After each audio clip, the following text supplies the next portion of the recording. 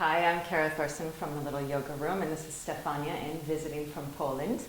We're going to start with standing poses for a new series that we're doing, tutorial to help bring your home practice to you. And voila, we'll begin with standing poses. So the first of all the standing poses is Tadasana. Tadasana essentially balances the bones. I'm going to have you turn so that they can see. So you're looking to bring the thigh bones over the heel bones to lighten the pressure onto the knee and keep the tracking well. The sacrum moves down towards the floor. Good. The hip bones are lifting up, lengthening the front of the spine. The shoulders roll back and down. And you're looking, turn this way now. You're looking to keep the back body broad through the base of the ribs versus having that move inwards, so that the length of the spine, yes, is through the lumbar region and the chest remains open. So all of your standing poses begin from your Tadasana. So watch that the weight is even between the 2 feet. Let the arms rest to the sides, the fingers lengthen downwards, lengthen from the navel. Yes, the navel towards the diaphragm. Keep the spine long. Separate the feet so that the feet are coming underneath the ankles and the arms are stretching outwards. We'll begin into Uttita Trikonasana now. So the left foot can stay facing forward. The right leg turns entirely outwards. What you're looking for in your standing poses or in anything you do is to keep security of the joints. So we're looking to use the thigh to lift the right thigh up in order to keep the knee in place and in front of the ankle and in front of the hip. The 2 hips remain on the same plane the best possible, and the resistance is through the back leg and the back thigh. Again, the back thigh is staying in line with the back heel. The front heel is in line with the arch of the foot or the heel. The arms are stretching outwards, and then we exhale and move out and down to the right and catch the right ankle. Again, the resistance in the pose is to increase the length of the spine and give the capacity to the lungs. So as Stefania is lengthening the spine from the perineum through the crown of the head, she's also rolling the sternum towards the ceiling, opening the chest to finally take the full phase of the pose, turning the face towards the ceiling. Through coming back up through the pose, again the resistance is through the outer edge of the back foot and the inner thigh of the left leg. Inhaling on the stretch, come on back up. Good. And now turn the right foot in, the left leg out. Again, the tracking is very important because essentially the knee is a balance joint. It's just the foot of the femur bone that's resting over the knee joint. So yes, we're looking to create the action through the hip, rolling the left thigh out, keeping the 2 hips on the same plane, yes, lengthening the spine, and then exhale, coming out and down again, catching that left ankle. The moment you have a surface to take is the same moment that you start using it to create a resistance. So you're looking to lengthen the spine and keep the spine perpendicular rather, and then turn the chest towards the ceiling without losing that length of the spine from the perineum through the crown of the head. The shoulders stay in line, the arms are stretching, and then finally you'll take the final phase of the pose, turning the face towards the ceiling. Again, working through your resistance, bring that back foot towards the floor, the back leg back, inhale, come on back up. Turn the feet forward, step or jump the feet together, Tadasana, And again, when she comes back into her Tadasana, you see the softness is coming. Relax, relax, relax this area. Yes. You see the softness is coming through the pose. So we'll move again through Uttita Trikonasana, this time separating the feet with a jump. If your lower back is sore, if your knees are problematic, then you're not jumping. Otherwise, you're able to jump into the pose, so this is not good for Stefania. So step the feet apart, creating your distance. Good. Left foot facing forward, right leg turning out. Keep the arms stretching apart from the center of the chest. And now with the resistance through that back foot, go ahead, come out and down. Catch the right ankle. Good. So then the second time that you're coming into the pose, you're wanting to work the pelvis a little bit more now that you've created the action. So the front thigh is rolling back, good, and the back thigh is moving back, yes, in line with the back heel. And then again, you get the dynamicy from the spinal column. Lift the sternum towards the ceiling. Yes, exactly. And then you can straighten out that back arm, turn the face towards the ceiling. Uttita Trikonasana. Pushing through that back foot, inhale, come on back up. Change the direction of the feet.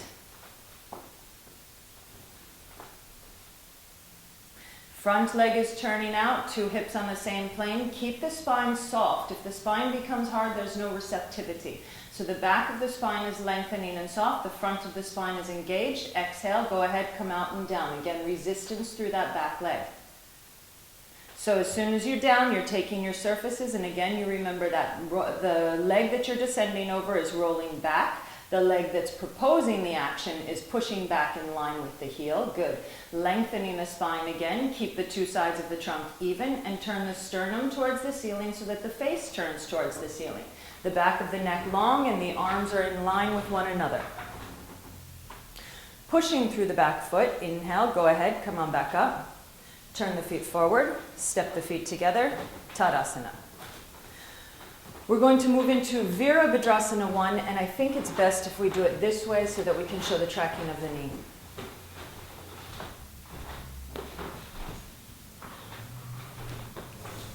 So, yep, exactly. And turn so that your right leg is going to be this way. Are you? Good. Separate the feet. So again, you're taking the same distance. You're taking at least 1 leg's distance between the 2 feet. The arms are lengthening out, again, keeping the chest long and broad, but soft, yes. And now keep the left foot facing forward, turn the right leg out.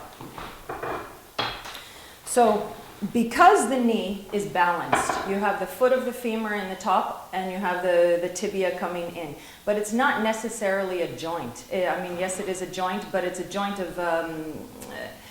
There's a lot of injury that can happen within this joint. So you want to keep the tracking of the knee joint even, especially when you're bending.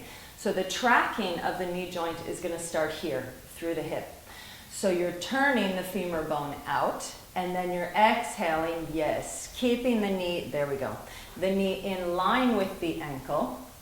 Now you've created Virabhadrasana 2. We'll show from the front on the next one. So the knee is staying in line with the ankle. The knee is also in line with the opposite femur bone, and the head of the femur bone of the left leg is moving back, lengthening the spine up. Turn the face to look over the right arm, Virabhadrasana 2. And then pressing through that back foot, inhale, come on back up. Turn the feet forward, step the feet together. Turn the mat so that we can do it the other way. Separate the feet. And now tell me, am I on the right side or the wrong side? You're going left. Yeah? We did this way. Okay, so come. Sorry. Yeah, my left and right. Stretch the arms apart. So again, there's been a knee surgery here, remind me. This knee, that knee, yeah, and so this knee has to, yes, so this thigh needs to be working harder. So again, she's turning the thigh out, but watching that the 2 hips stay on the same plane. And this is the issue. If we have problems in the knee, it's because we're not working the hip properly. So then the hip needs to be rolling out, or the femur needs to be rolling out without compromising on the other side. So thigh back in line with the heel. And now exhaling, she bends the front knee, creates her 90-degree angle so that the ankle and the knee remain in line. The head of the 2 femur bones essentially rest on the same plane, still rolling the left femur bone out, still pressing the right femur bone in line with the heel, lengthening the spine, and again, turn the face to look over the left hand. Virabhadrasana 2. Pushing through that back foot, inhale, come on back up, turn the feet forward, step the feet together, Tadasana. So again, each time you come back into your Tadasana, notice the softness that's entered the body. Work as though you want to be balancing the bones versus forcing the bones. So let the front groins become long, let the sacrum descend further, let the spine lengthen up, let the arms descend towards the floor. And then go ahead, step the feet apart, Uttita Parshvakonasana. So Uttita Parshvakonasana is sort of bringing your Uttita Trikonasana and your Virabhadrasana 2 together. Right leg turns out, left foot stays forward. Again, you're working with your resistance from your back leg, so the inner left thigh is moving towards the outer left thigh, and the left thigh is staying in line with the left heel. Good. Right thigh is rolling out, protecting the knee. Exhale, bend the right leg to your 90-degree angle. Nice. Keeping the 2 sides of the trunk evenly long. Exhale, now take the fingertips down behind the right foot. As you press the fingertips down, re-engage from the right side, from the right hip through the right armpit. Roll the shoulders back and down. Again, roll the sternum towards the ceiling. Turn the left arm, re-stretch it up, and then with that same resistance, exhale, bring the left arm over the head. So you're lengthening now from the fingertips through the heel and from the heel through the fingertips, re-bringing that left thigh back in line with the left heel. Exactly. Sacrum moving towards the left heel, lengthening the whole spine. And then pushing through that back foot on the stretch. Inhale, come on back up. Change the direction of the feet. Right foot now engaged from the outer edge of the foot towards the floor. The right femur bone is moving in line with the right heel bone. Again, the resistance is from the inner right thigh so that the left hip isn't sinking. Keep that left hip up. And then exhale, go bend the left leg to a 90-degree angle. Remember, you're reliant on the work of the back leg to keep the front leg secure. Exhale, go ahead, take the fingertips down behind the left foot. Again, your length is coming from the base of that hip socket. You're rolling the left thigh out, lengthening the left side of the waist, lengthening the whole spine, rolling the sternum towards the ceiling. There we go. Stretch the right arm up, turn it, re-stretch it, exhale, descend it over the head. Utthita Parshva Konasana. Once you're in the pose, you re-press that back heel towards the floor, re-bring the right thigh back, re-lengthen the two sides of the trunk, turning the sternum towards the ceiling. The face will finally follow to look towards the inner face of the upper arm. And then from the stretch, inhale, come on back up, pushing that back foot towards the floor. Jump the feet together, or step the feet together, Tadasana. Adho Mukha Svanasana is our next pose. So begin from all fours, either way, it doesn't matter. Yeah. Begin from all fours. Your knees are slightly behind the pelvis. There we go. Turn the toes under. Keep the hands planted. The middle finger should be facing forward directly. The inner upper arm turning outwards, shoulders rolling back and down, plugging the shoulder blades in. Go ahead, pressing through the ball of the foot. Inhale, begin to lift the pelvis up. Good. Now, from your Adho Mukha Svanasana, when you're in the pose, you're looking for the alignment of the leg. So you're looking to bring the femur bone as high into the socket as you can. There we go. And then it's from that action you can bring the femur bone back to bring the heels towards the floor. Yes. So the spine remains long. Relax the head, relax the neck. You're still looking to keep the front ribs moving inwards, yes, so that there's not too much concave through the shoulders and the shoulders aren't stressed. Continue to relax the head. Continue to press the fingers towards the floor, lengthening the fingers out. Once you're in the pose, again, you begin from your base and re-lift the femur bones as high into the socket as you can. And then let the femur bones come back and descend towards the heels. Adho Mukha Svanasana. Walk the feet forward. Uttanasana. Go ahead, you can cross the arms and relax the head, relax the neck. So again, you're looking to keep the legs perpendicular to the floor, so roll forward slightly. The weight is into the ball of the foot, and your counterbalance is pressing through the heel. So if you're watching, and you're seeing in Stefania right now, her weight is in the heel. So what is being pressed is the knee, exactly. We want to change that dynamic and bring the calf bones forward, yes, so that the knee is protected, and now use the thighs more to preserve the knee injury, yes. Continue lengthening the two sides of the trunk up, or the thighs up, and let the spine spill forward. Press through the feet, inhale, come on back up. Okay, let me see if I can show that. So from Adho Mukha Svanasana, you're coming into your Adho Mukha Svanasana. The thigh bones are lifting up, pressing back. And when you're coming into your Uttanasana, you want to remember the same lift is in the front of the thighs. So if we're hanging out in the back of the heels, then that lift isn't happening. The thighs aren't working, the knees are being forced. So you're looking to roll the weight into the ball of the foot, keep the heels balanced, and hopefully now, are my legs perpendicular? Come and check from the side. Yeah? So that you get the length of the spine. Pushing through the feet, we inhale, come back up. Going back in, Adho Mukha Svanasana, Parshvottanasana. So going to your Adho Mukha Svanasana.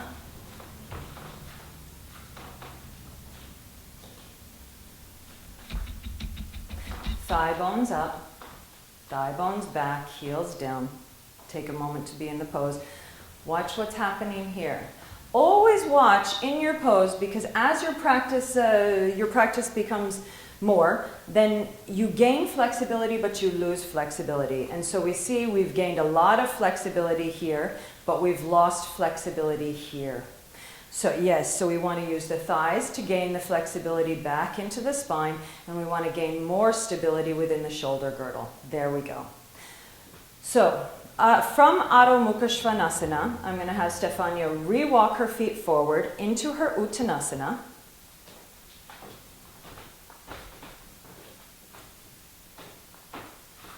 Good. Cross the arms. Relax the head, relax the neck. It's much better. Good. Push through the feet. Inhale, watch the chandelier. Come on back up. Good. Parshvottanasana. And again, we're going to do it from the front of the room. Parshvottanasana is your first, well, I don't know if it's your first, your forward folding standing pose. So beginning from her Tadasana, she's going to separate the feet, hook the thumbs, stretch the arms up. The back foot, the left foot and leg turn in sharply, and the right leg turns entirely out. So yes, exactly. And minimize your distance just slightly. Good. So the weight is rested through that back heel, and again the thigh bone of the back leg, and I'll show from the other side the second round. The thigh bone is following the back heel so that the knee isn't being hit with all the action. The two hips are staying on the same plane and lengthening upwards. Good. Exhale, go ahead with the length of the thumbs, go forward and bring the hands to the sides of the foot. If the hands don't reach the floor, then you can use bricks if you have them at home. Otherwise, you can bring your hands to a wall, and that's fine too. So remember that from the knee, the thigh is lifting back into the socket, and then from that back thigh, you're driving it towards the back heel. Lengthen the spine, the two sides of the trunk even, and then hook the thumbs. Re-engage that back heel towards the floor. Inhale, come on back up. Good. Turn the palms, or bring the hands down, it's fine. Turn the feet forward. And now let's do it from side so that they can see a side angle of the pose. Chin. How are we doing, Guillermo? It's clear? Good. It takes a village. So go ahead. Separate the feet again. Hook the thumbs. Stretch the arms up. So you see the platform of the pose. The thighs are forward facing, the feet are forward facing, the two hips are on the same plane. Sacrum down. Create that space for the hip. Good. Lengthen the two sides of the trunk up, and now back leg is going to turn sharply in. Back thigh from the root of the thigh. Yeah, get into that action. Good. And turn the left leg entirely out. So again, get in. Yeah? Good. So we're looking to bring this thigh down towards the back heel. You see where that injury was for Stefania. Definitely there's too much force through the knee versus through the thigh. And that's always a work in progress with our poses. So she's looking to bring the thigh back and down towards the heel in order for the hip to have the mobility she needs. Good. The two hips staying on the same plane the best possible. Exhale, go ahead, lengthen forward. Yes, bring the hands to the floor on either side of the foot. So again, yes, once she's in the pose, it's the organization of the thighs. What's happening? The front thigh needs to be lifting up and turning from the inner towards the outer thigh. Yes, it empties out the sacral joint. And then go ahead, still work that left thigh down, or the right thigh down towards the heel. Two sides of the trunk are lengthening the best possible, and rolling this hip out and down. Keep going. And now she's in Parshvottanasana. Bravo. Push through the back heel, hook the thumbs, inhale, come on back up. Turn the feet forward, step the feet together, turn the arms out, stretch the arms out and down, step the feet forward, Tadasana. So then Parsvottanasana is a preemptory pose to Parivrtta Trikonasana. And we will do Parivrtta Trikonasana from Parsvottanasana, and again we're going to do it from this direction. I think it's easier for everybody to see. Yeah. So we'll do it from both directions. So step the feet apart. Good. Hook the thumbs, bring the arms up. Go ahead, turn the left foot and leg sharply in, right leg entirely out. Go ahead, come down into your Parsvottanasana. Yes, exactly. Make the distance controllable for you to not force your joints. So it's not a huge pose, and as you do the pose more, then it'll become longer. But you don't want to have too much space, you won't be able to control the pose. So now from Parsvottanasana, we're going to place a brick under, at the outer edge of the ankle of the right leg. Bring the right hand onto the hip so that you know you're bringing that hip back, exactly. Switch the left hand, bring it on top of the brick. And then go ahead, pushing through the left hand. You see where she begins to turn. So the turn doesn't happen at the pelvis. The legs stay completely stable. The turn begins where the navel is, at the base of the ribs. Then the waist starts turning. The two sides of the trunk start turning. She's still keeping the length of the spinal column. And then go ahead, stretch the arm up. Parivrtta Trikonasana. Good. Watch that back hip. Yes. Pushing through the, go ahead, I'm sorry, bring the hands down. Hook the thumbs. You'll come out from Parsvottanasana, same. Good, turn the feet forward. Separate the arms, step the feet together, Tadasana. So now we'll show from the other angle for the other side.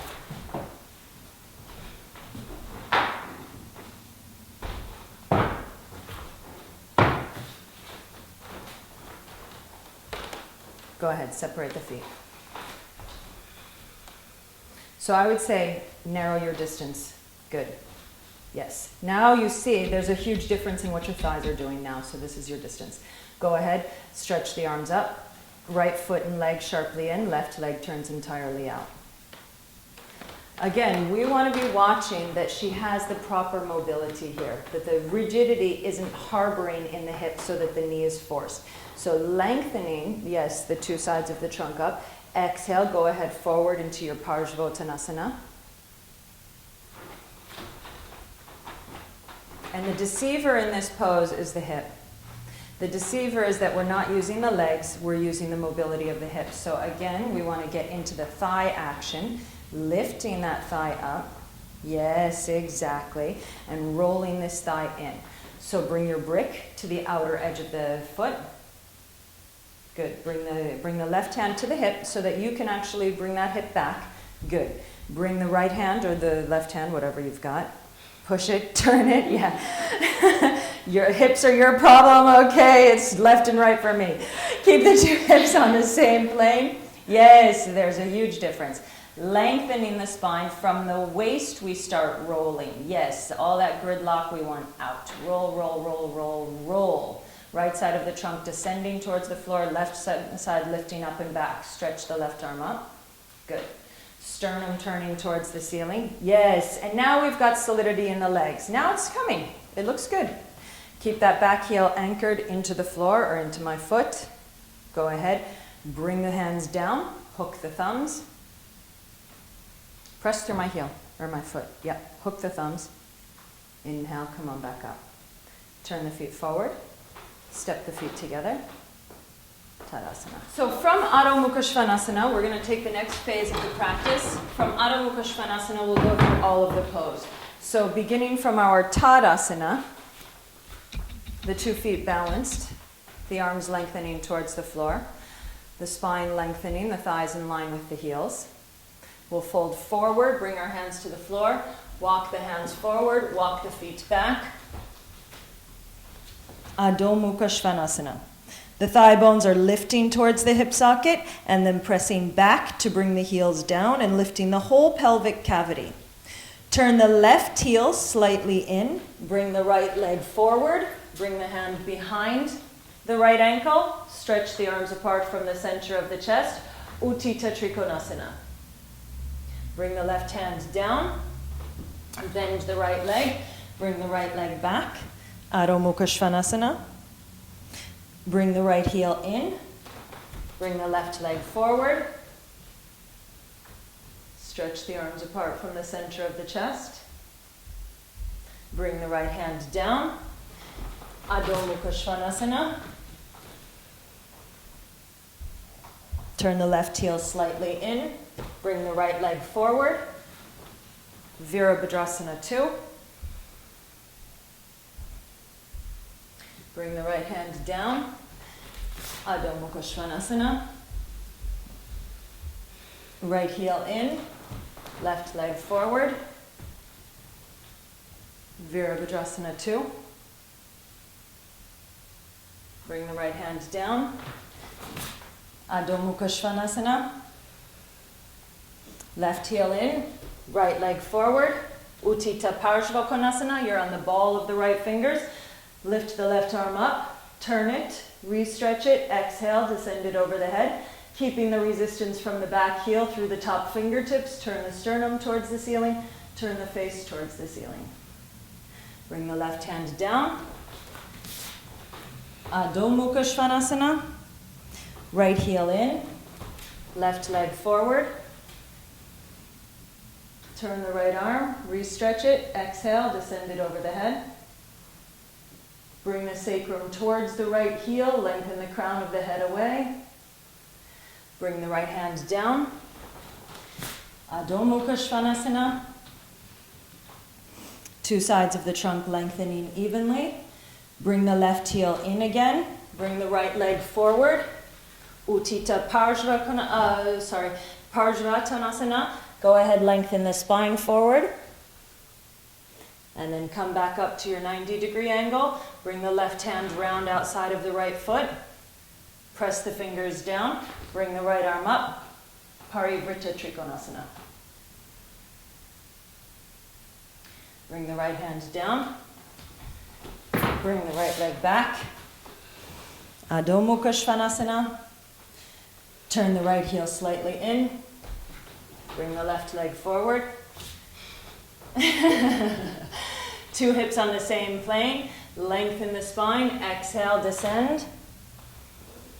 And then bring the right hand outside of the left leg. Brace the forearm with the shin bone. And then go ahead, stretch the left arm up. Come down. Adho Mukha Svanasana. Walk the feet forward. Uttanasana.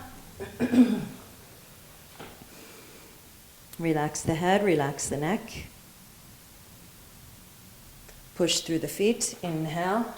Come on back up. Turn the palms out. Stretch the arms out and down.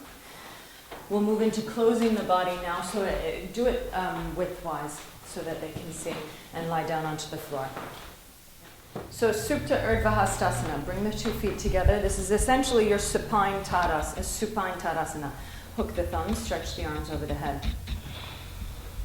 So what we want is softness through the diaphragm and softness through the back of the spine.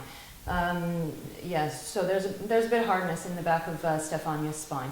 What we want to do is release from the solar plexus to bring the rib cage towards the floor. Yes, but we want to have the pubic bone and the pelvic bones on the same plane. So there's an action of actually bringing the flesh upwards. Yes, and then bring the ribs back down so that she's kept the neutrality of the lumbar region of the spine. And now, you didn't see before, but now her thighs are actually touching the floor. So then slide the heels away. Yes, and again, using the thighs preserves the knees. So bringing the head of the femur bone towards the floor then lengthens the front of the spine more and more so that the front of the spine is engaged and the back of the spine remains soft and receptive. So you're lengthening the two sides of the trunk through your Supta Urdhva Hastasana. Release the hands, bring the hands to the sides. This is your right leg? Yes. Okay, good. So then keeping the left leg exactly as she is, bend the right knee, bring the hands around the knee. Ekapada Supta Pavna Muktasana. So the right hip is still moving away from the right rib cage. You're keeping the two sides of the trunk long, the abdomen soft, but this left thigh stays towards the floor. So again, you need to be lengthening through that back groin, bringing the flesh of the buttocks up versus down. Good. The jaw soft, the eyes soft, the face and throat relaxed. When you're closing the body, you're bringing the practice back into the body. Release the right knee. Slide the right heel away from you. And now keeping that right thigh grounded in towards the floor, go ahead, bend the left knee. Interlace the fingers around the knee. Yeah, you have your habits, huh? Our wrong habits that feel oh so right. Okay. Now, two sides of the trunk lengthening. The chest is open. The abdomen is soft. Yeah. Good. Release the leg. A good idea to always know you're using your thigh versus using your knee is to keep the heel towards the floor and slide the leg away from you. Then you know you're not just jamming the heel towards the floor, but you're actually using the thigh to keep the action safe. So now bend both knees. Interlace the two knees. The fingers around the two knees. Good. And she's very good. She's got her sacrum coccyx rolling towards the floor. Our teachers teach us well. Lengthen the spine from the perineum through the crown of the head, the shoulders rolling back and down. Let the abdomen be soft, let the jaw be soft.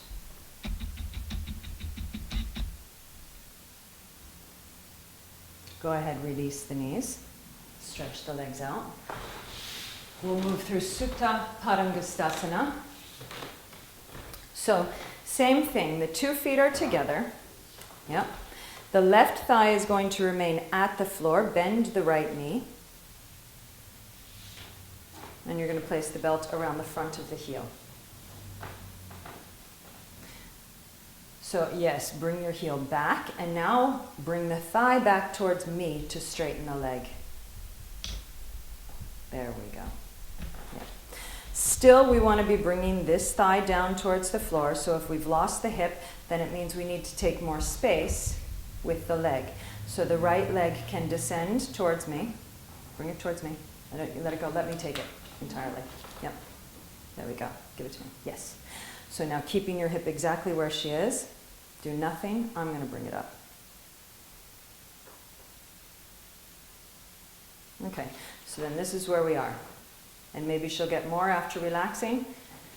Maybe not. It's okay. But we want the thigh, yes, we want the thigh to be creating an action versus the joint to be creating the action. And so when you work with the front of the heel in Supta Padangastasana, you're working with the skeletal structure. So you're rebalancing the bones, you're realigning the bones. When you work with the ball of the foot, then you start working more with the muscular structure. So then it's up to us in our practice to know how and why we do what we do. So we're working with the bone structure to release the bones, put the bones back into place. Good. Release the leg.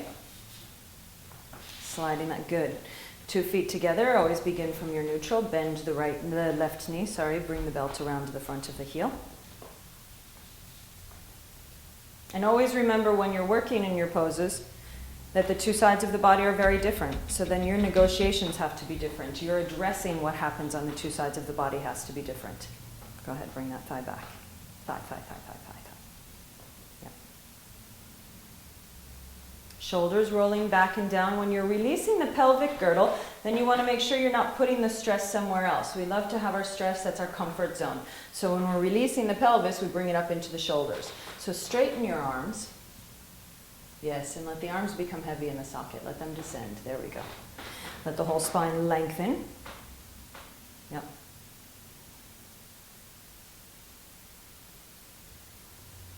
So your Adho Mukha Svanasana is also living here in your Supta Padangusthasana. You want that femur bone driving into the socket and then moving back.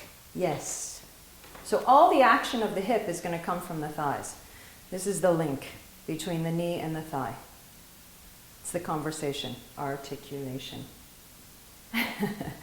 Go ahead, release the leg.